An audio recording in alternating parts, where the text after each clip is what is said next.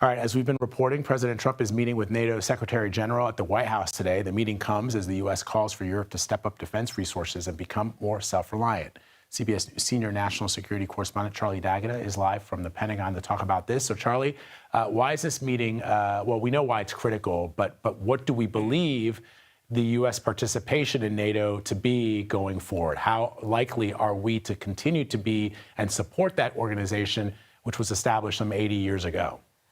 Yeah, Vlad, I think it's a question of measure. First of all, I have to apologize. The studio lights didn't show up for work today. Some would argue that the alliance has never looked so shaky. Thank you very much.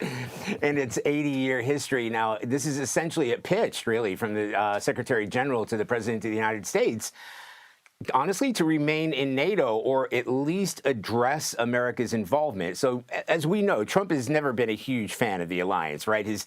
His chief beef is that NATO partners have failed to pony up their share of the defense spending, and they've relied too long on America's support as a sort of guardian of European allies. But, as we've seen with the disastrous meeting with President Zelensky, unity and loyalty to America's allies is no longer a given. So the Secretary General will certainly be fully aware of that. He'll do his utmost to avoid any kind of confrontations.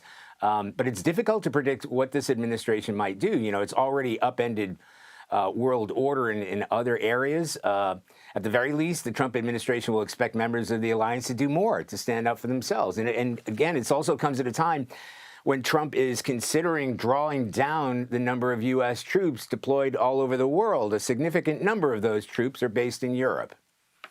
So here's something interesting. Poland is asking, I guess, for the United States to put nuclear weapons in its country. Given that there are already nuclear weapons on the continent, why would the Pentagon even consider that? Is that something that's being considered?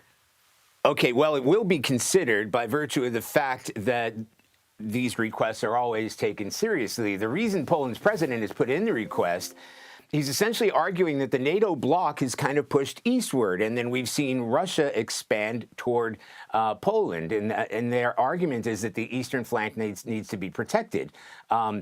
They're seeing what's unfolding, the war in Ukraine. I've spent so much time in Poland, and they are deeply terrified of Russian expansion. Their memories are long about the former Soviet Union. So placing nuclear weapons, closer to the Russian border will surely be seen as a provocation to President Putin. He's already made veiled and not so veiled threats against Poland. He also announced that Russian tactical nuclear weapons would now be placed in Belarus, ever closer to Poland. So the argument there is that Poland's saying, look, we need to be defended. And speaking of NATO, Poland has absolutely ponied up more than their fair share of their defense spending, according to GDP, because they understand the threat there. So they're seeing the events unfold in Ukraine. They're concerned about Russian expansion, and they're requesting nuclear weapons. Now, whether or not that's going to be, whether or not it's going to happen is anybody's guess. It will be taken seriously, but again, they will have to consider provoking Russia, Moscow, the way that will be seen. They've warned several times not to do that, and then it will be a question as to what this Trump administration wants to do going forward.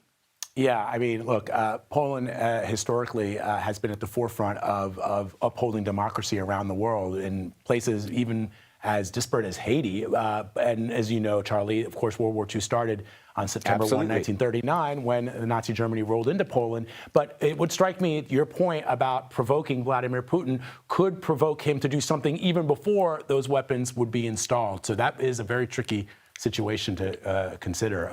Charlie D'Agata, looking good under any lights for us this morning at the Pentagon. My brother, thank you. As always, we appreciate it.